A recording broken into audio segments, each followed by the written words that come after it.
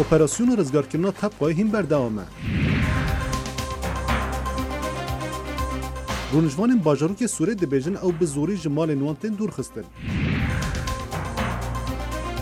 اردوغان دبیجه اولی گل ترامپ رزگرکا یه پگی نیقاش بکه.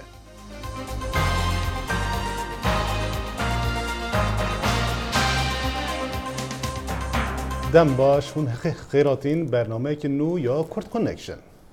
برنامه کرد کنکشن همون روزانی سه‌شنبه و هینی لبشی کردی دنگی امریکا و آماده و پیشکش دکرد و لکنالی NRT و راستخو پخش دکرد.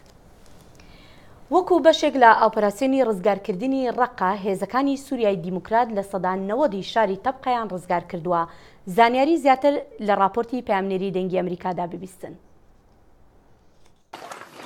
ئۆپەرسیۆنە غەزەبە فراتێش بۆ ڕزگارکردنا ڕەقا di قۆناغا xwe çaranda berdewam e û piştî kontrolkirina hewrdora bajara tebqa hêzên Sûriya Demokratîk dikarîbû hîn taxên bajêr jî kontrol bikirane û ta niha taxên gohatin rizgarkirin ew in taxa İskenderiyê, Aid, Elweheb û taxa Nebabla û bi hewldana şervanan goberbinavenda bajêr ve biçin pevçûnên giran rû didin û niha ji sedî nod ji bajarê tebqa dibin kontrola şervanên hêzên Sûriya Demokratîk da ye û tenê çend noxte mane dibin kontrola Daişê da.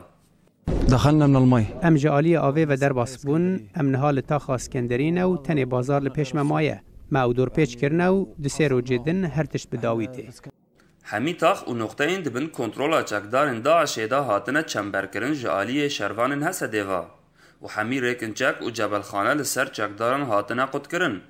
Lê ji sedema erebeyên teqîner û sîvîlên got Daeş wan wekî mertalên zindî bi kar tîne dihêle got pêşveçûna şervanan lawaz bibe. ام نهال تاخا ثورنا دجواريان ام راستي وان دبين عربين بو بكري ومرتال مروفينا Bajarê Tebqa li Bakur Rojavayê bajarê Reqa dikeve û di sala 2014 da ket bin kontrola çekdarên Daişê. Lê di meha borî da hêzên Sûriya Demokratîk dest bi operasyona rizgarkirina wê kir û giringiya rizgarkirina wê ew e gorê li pêşiya rizgarkirina bendava Furat û bajarê Reqa vedike. Mahmud Balî dengê Amerîka, bajarê Tebqa. هێزن هەواڵبەندên ئەمریکا li dijî Daişê li bajarokê Tebqayê li Sûriyê gelek pêş ketîne û alekî Daeş yan mezin li navenda bajar anîne xwar û li gor çavkaniyan hêzên Sûriya Demokratîk niha piraniya vî bajarê kontrol dike. Bajarê Tebqa cihekî gelek stratejîk e bû Daeş û rêyekê sereke ji bo bajarê Reqayê. دانیشتوانی ناوچەی سوور لە هەرێمی دیاربەکری زۆرینە کورد بە شێوەیەکی تونند و تیژانە لە ماڵەکانی خۆیان دەرکران. پامنێری دەنگی ئەمریکا لە دیاربەکرەوە زانیاری زیاترمان دەداتێ. 429 خانیان li taxa Alî Paşa û Lala Paşayê ku girêdayê Sûriyê di çarçoveya veguhestina bajar de tên xerakirin. Hêjayê gotinê ku di sala 2009 da bi hevkariya Şaredariya Sûr û Şaredariya Başarvaniya Mezin Wezareta Hawirdorê projek hat destpêkirin ji bo veguhestina bajêr. Di çarçove projê de biryar hat dayîn ku 850 xanî werin xerakirin û di ciyê wan de park û xaniyên di şeklên xaniyên dîrokî yên Amedê de pênava kirin. Di nav sê salan de 430 xanî hatin xerakirin piştî hevkirina xwediyê xaniyan. Lê rûniştvanên Sûriyê nerazîbûnên xwe li hember xerakirina xaniyan nîşan dan û anîn ziman ku ne tenê xanî xera dibin heman demê de çandekî jî tê winda kirin. Şaredariyan piştî sê salan xwe ji vê projeyê vekişand. Lê par bi yasayek nû hemî Sûr weke herêma bi xeter hat îlan kirin û hemî biryarên ji bo Sûriyê kete destê Wezareta Hawirdorê. Xaniyên 430 malbatên ku 3 sal berê xwe nedabûn ber li hevkirinê bi biryarek lezgîn ku ji alî Wezaretê hate derxistin tê xerakirin. Wezaret li ser navê malbatan pereyan şandiye bankayan û hefteyeke li minarê mizgeftan bi anonsan ji rûniştvanan tê xwestin heta serê gulanê xaniyên xwe bala bikin. Rûniştvanên taxê bertek nîşan didin û naxwazin xaniyê xwe û taxa xwe her wiha jiyana xwe berdin. Dibêjin ew ê şeperze bibin. Gel dişîse. Der û cîranên vê kolanê jê di nav xwe de behsa xerakirina kolanan û xaniyan dikin. Van jinan dibêjin ku Eyûp tu awayê dest ji kuçeya xwe û jiyana xwe ar nav Sûriyê bernedin. ام بنا بدون سري مجال بخاني خاني نادم ولازم اخذها عنيا بس ناخذ بدم دا بريش كاخذ بدم دا هيك اخذ بدم سایمجی بریا کجدنگ امریکای را باخوه چیه سردانا قایمقامیه او دبیشه درفتاوی تنه کوهارا جیکیش خواخانی بگره هم هذا دبي مي وداخ دبي امر هاتي مي وداخ هم حقيقتنا امر هاتي انا ما فاهم كاني نبي تابوت هبم تقدر ناخذ هم رمي نكرنا داخل امر تشينه حياتك واخد امي برا ما خراك ما تك ابن خانيه ما شادرا ما تنه ترى شادرا ما تنه هم كل هر خبط كاري مشتنه اما ما برايه ها يا كابوش مش ما درت ما تشات كن هم جي ودانا هتش ما برايه تشكيلتنا ابي ودا خرازنا قرباني لگوری بریاره وزارت حتی یکی گلانه دوی مالبات خانی انوالا بکن او پشتی که مالباتان خانی والا کرن همی خانی ورن خرا کرن دشونوی دلشی به پروژه یک خانی اندو ای ورن چه کرن خجی جان فارخین دنگ امریکا آمد روژا یکی گلانه به بجدار بونا به هزاران کسان لی استانبول هات پیروز کرن لیج بر زوردستی او بویرن لی ترکیه قومه او روش دروش گلک خمگینده هاتیا پیروز کرن نوچگیان دنگ امریکا زوزان یاشار راپورتک تایبت درباره پروژه ده آماده کریه به هزاران کدکار و کارگر تفگرین کده سیاستوان و اکتیویست دروش آورده ده جبو یکی گلان پیروز بکن لقادا پازارا گلا باکرکوی هاتن گل هب ای سال لسرانسری ترکیه جبر هولدانا داربه لشکری به هزاران کدکار و اکادمیسیان جکار خواتن آویتن و دورخستن تفگرین کده خباتکار و اکادمیسیان کشکار خاطبون آویتن به کورتجان کتن قاده و به سلوگانان دخوازا مافین خواه کرن دبیم قایوها سربستینه نه اگه مرو سربست به مرو گوج به مرو شخوا اوی آپاراسیون ها ویشتهان چنا که بایرم یکی مایوزیه بایرم گله هر کس سربست بشه اول هاجی گله اوسا گوونای خلقی ها بکو سربست به بی باسقینی بی ویبری 1000 سالی دیجی ویتشنه چه که ناشته سری یانشه جه پارتیا سوسیالیستین کردستانی کسین که خواستن به آلا کردستانی تکیون قاده جهیلا پولیسان و هاتن آستن کرن و 3 کس هاتن بنچاف کرن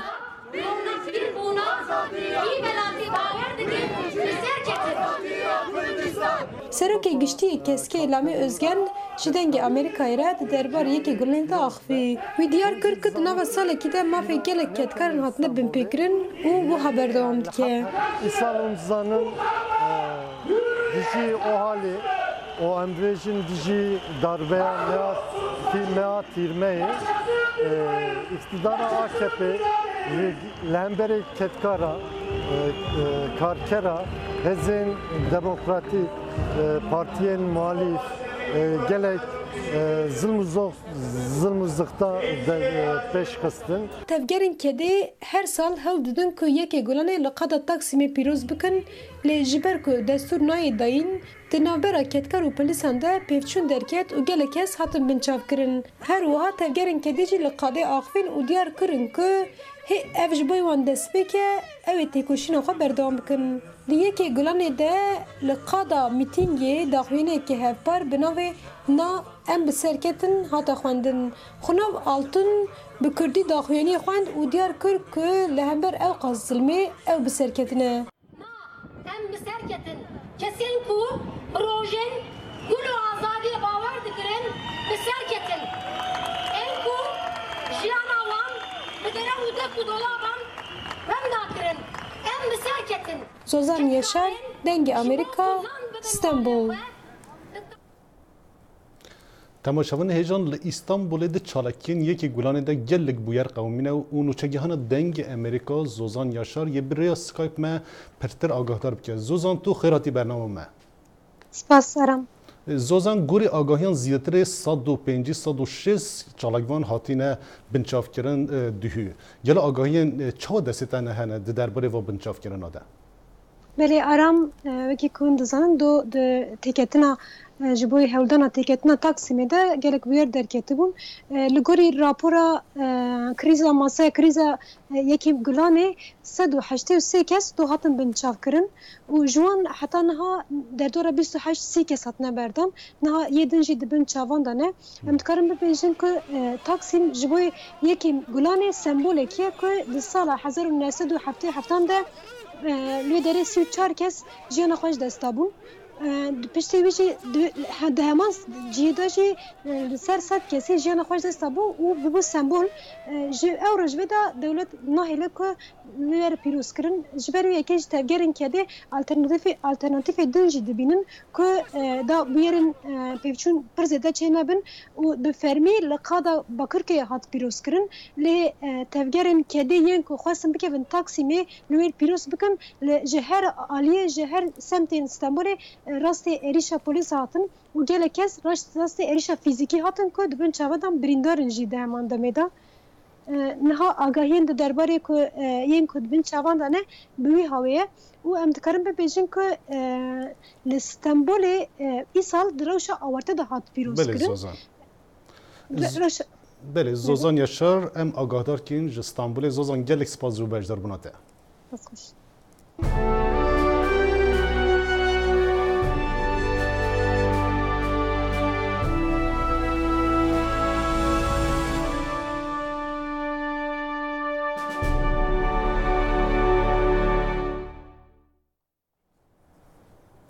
Azadiya Raman û çapemeniyê li Herêmê Kurdistanê rastê gelek astengman tên. Nûçegihanê dengê Amerîka Şiyar Mihemed raporteyek taybet di derbarên pirsgirêkên rojnamevanan li Herêmê amade kiriye. ڕۆژنامەنووسانی کوردستان لە ڕۆژی جیهانی ئازادی ڕۆژنامەوانیدا باز لە چەندین بربەستی جیاوازی بەردەم ئازادی ڕۆژنامەوانی دەکەن لە هەرێمی کوردستاندا ژینگەی کوردستانیش بە ژینگەیەکی مەترسیدار بۆ کاری ڕۆژنامەوانی خۆیان باز دەکەن. ئەوەی کە لە بواری ڕۆژنامەیە ئیشکایان لە بواری میدیای بەگشتی ئیشکا لە کوردستانە بێگومان ژیانی تا ڕادەیەک پارێزراونی بە تایبەتەوە و کەناڵانەی کە کەناڵی ئاهلی و کەناڵی سەربەخۆن و لەو هێڵە سوورانە ئەیەن کە بەڕاستی دەسەڵات نایە ئەم هێڵانە بۆ ڕای گشتی کەشف بێت.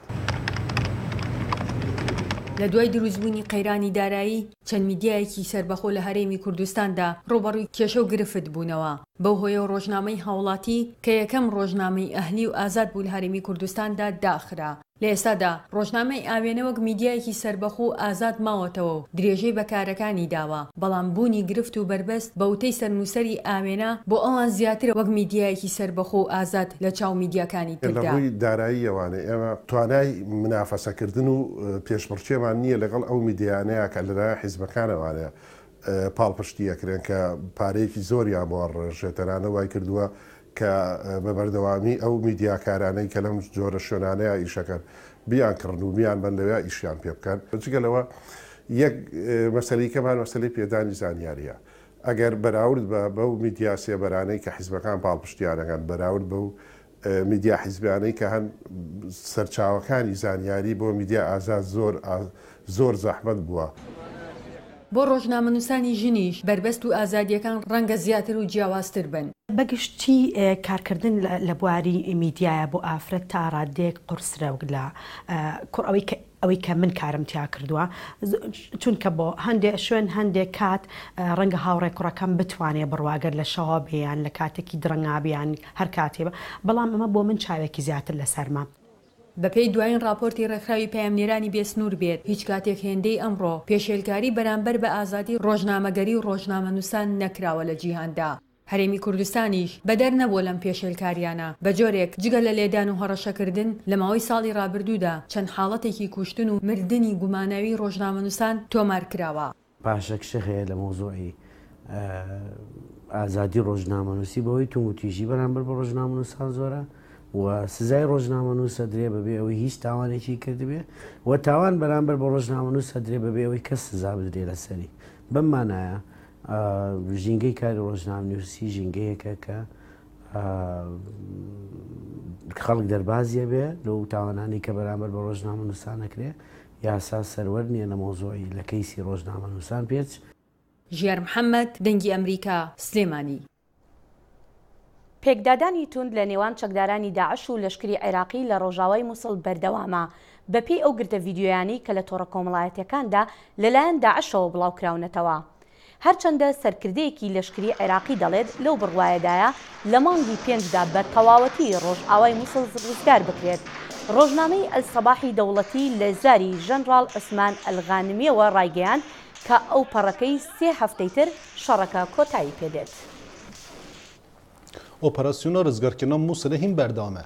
Di vê operasyonê de jî gelek tişt zelal dibin. Yek ji wan dîtina goristanek ya Daişê di mizgeftek de. û gorî agahiyan nêzê 5 endamên Daişê di vê goristanê de dimînin û ew kesê hatin binaxîje muhacirên endamên Daişê ne.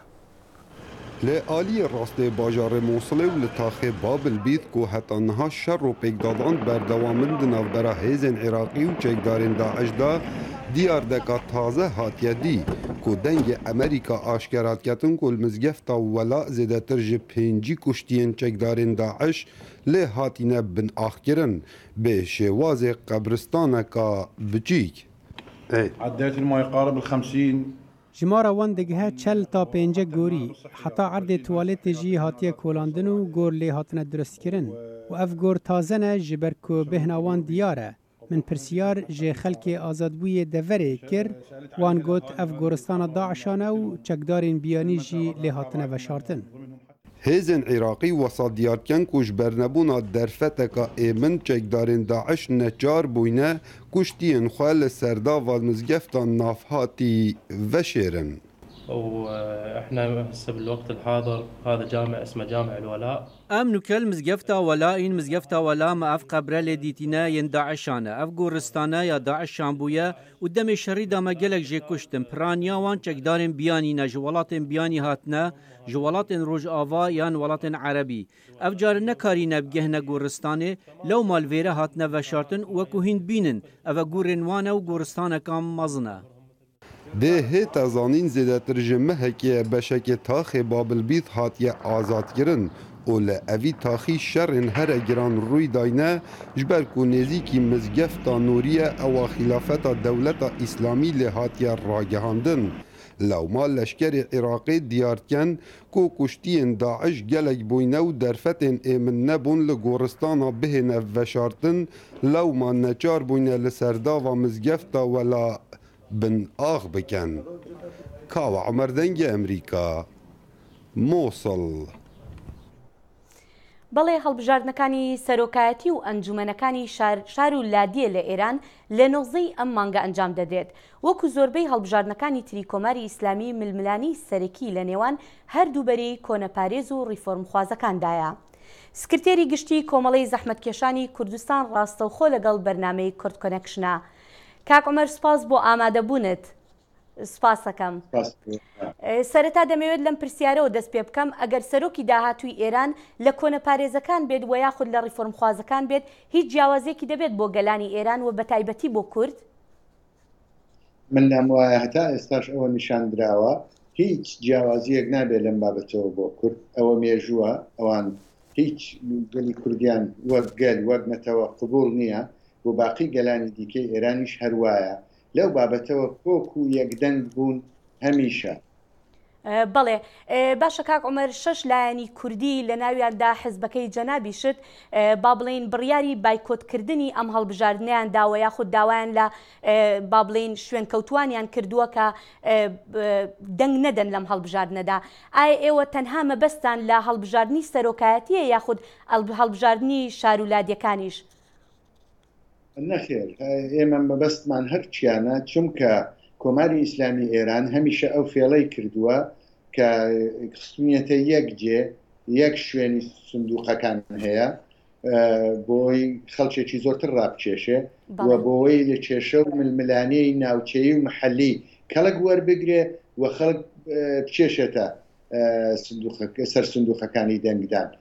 ئێمە پێمان وایە لە هەرچیان نابێ بەشدار بن هەرچەند ئەو واقعیەتێکە کە تەمایلێک هەیە مەیلێکەیە لە ناوەوە کەسانێکن بەهۆی کە لە ناوچەکەی خۆیاندا لە شارەکەی خۆیاندا لە دێ و شارۆچکەکەی خۆیاندا بتوانن مثلا کەسێکی باشتر بەڵێ باشە کاک عومەر پێ دوانیە ئەمە با بڵێن ڕاستەوخۆ کاریگەریە بێت بەسەر ژیانی خەڵکەکەدا چونکە با بڵێن هەڵبژاردننی ئەنجومەنەکان ئەمە ڕاستەوخۆ با بڵێن لە ناوچەکەی خۆیاندایە ینی کاتێک کە دەنگ بدەن بۆ کەسێک مانای ئەوەیە کە ئەو کەسە ئەناسن یاخود کەسێکیان لە کەسێکی تر پێ باشتر بێت چونکە کاریگەری بەسەر ژیانی ڕۆژانەیانەوە هەیە.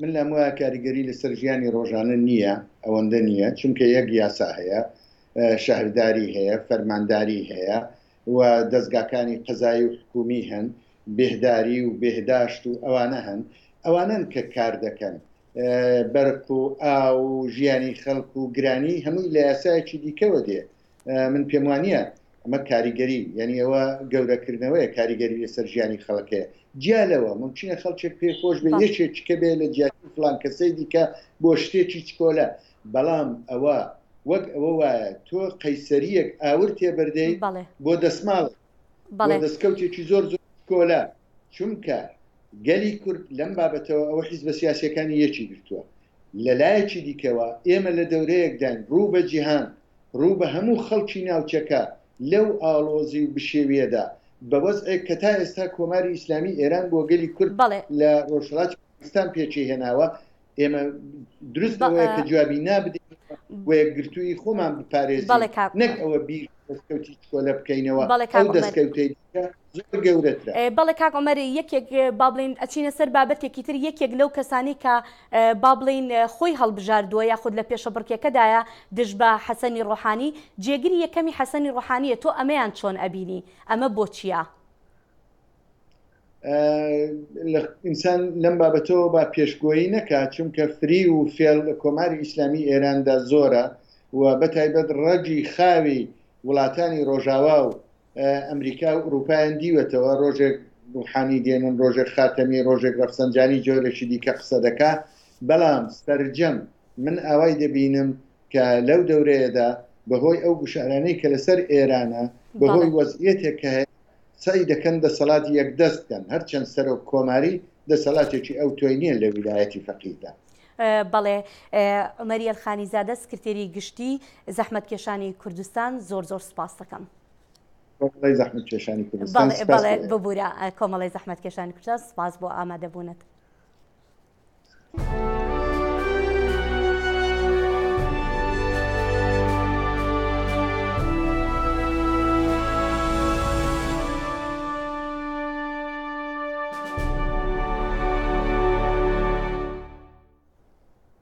لە ناوەندی ناڕزایەکانی نێونەتەوەی گوتەبێژی کۆشکی سپی شان سپایسەر بەرگری لە بڕیاری سەرۆک ترامپ دەکات بۆ بانگهێشتکردنی سەرۆکی فلیپین بۆ کۆشکی سپی. کۆشکی سپی دەڵێت بانگهێشتکردنی ڕۆدیرگۆ دوتریت و ڕێبەرانی تری ڕۆژهەڵاتی ئاسیا بەشێکە لە استراتیژی زیاتر لە پەراوێزنانی کۆریای باکوور. هاوکات سەرۆک ترامپ بە ئاژانسی بلومبەرگی گوتووە جێگای ستایشە گەر لە بارێکی گونجاو و دروستدا ئەو لەگەڵ دیکتاتۆر کیم جونگ ئۆن کۆ ببێتەوە. سەد ڕۆژن دەسەڵاتداریە ترامپ دایی بوو و di dîroka serokatiya Amerîkada sed rojên pêşî gelek giring e. Lê her çendîn giring e ji ev nayê wateya serkeftin yan ji têkçûna serok di dema serokatiya xwe de.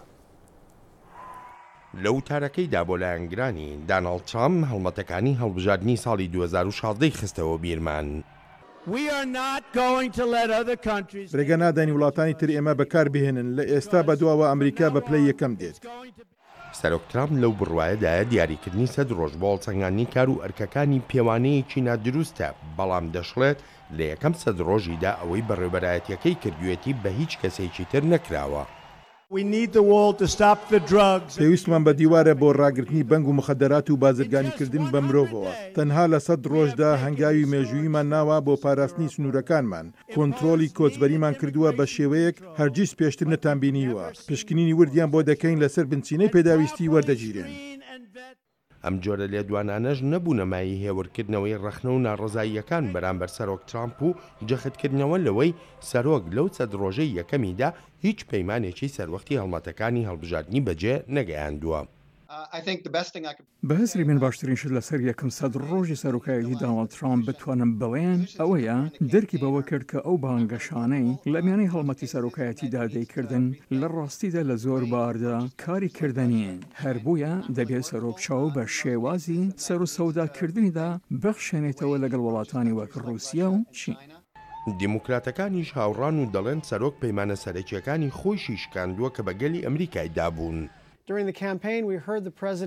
لە هەڵمەتەکانی هەڵبژاردندا سەرۆک پەیمانی داکارداریەکان لە ئەمریکادا دەهێڵێتەوە و ئەمریکایەکان دەخرێنە سەرکار و وڵاتی وەک چین بەرپرسیار دەکات بۆ بازرگانیە ناڕەواکانی. بەڵام سەرۆک ترامپ بەرنامەی ڕاهێنانی کاری کەم کردەوە. وڵاتی چینی بە کۆنتڕۆڵکردنی دارایی ناودێر نەکرد و هیچیشی نەکرد بۆ ڕێگەگرتن لە پشتبەستنی کۆمپانیەکان بە سەرچاوی دەرەکی کارکردن. کۆماریەکان بەگشتی پشتیوانن لە سەرۆک ترامپ و ئەو بڕیارە سەرۆکایەتیانەی لە ماوەی یەکەم سەد ڕۆژی سەرۆکایەتیەکەیدا داونی.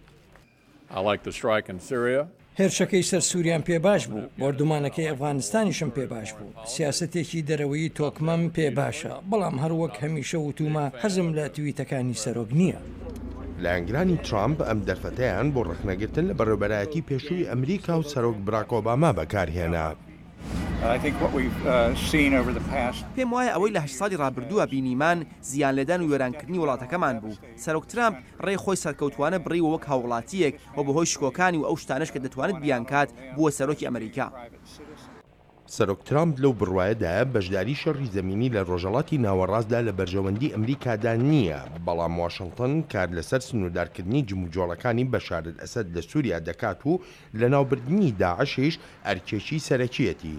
هێشتاش چاوەڕوانیەکی بە نیگەرانیەوە هەیە سەبارەت بە چۆنێتی وەڵامی سەرۆک ترامپ بەرامبەر کۆریای باکوور.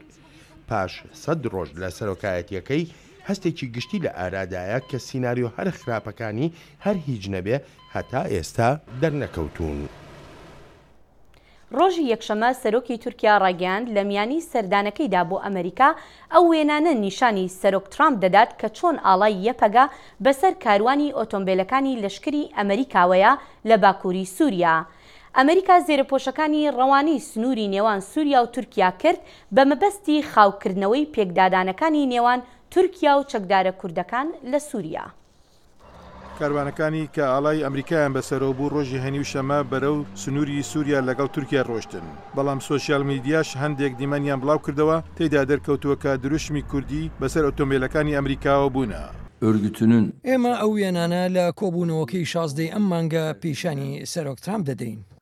ئەمریکا پشتیوانی لە شەرکەرانی کورد دەکات کە شەڕی ملیتانەکانی داعش دەکەن، بەڵام تورکیای هاوپەیمانی ئەمریکا بە کۆمەڵەکی تورۆستی ناوێن دەبات.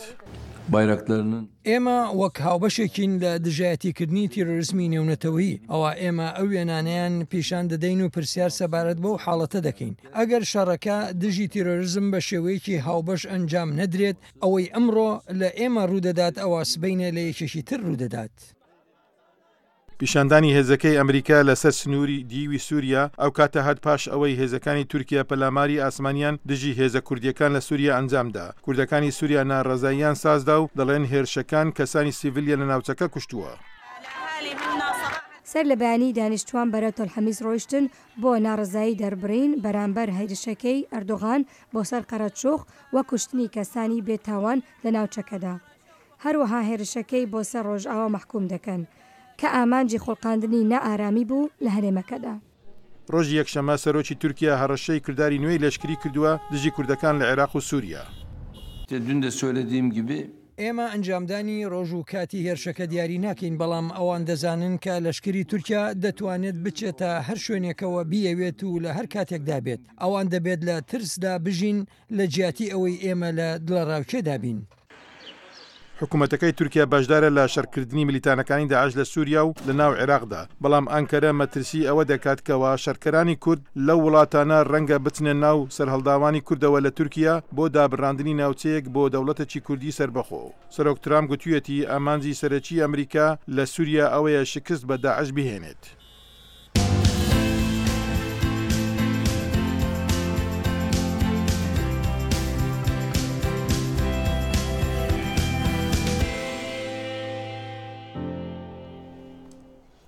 گروپی میلیتانی فەڵەستینی حەماس ڕێبازی نوێی خۆی ڕاگەیاندووە کە تیایدا هەڵوێستی دژ بە ئیسرائیلی نەرمتر دەکات.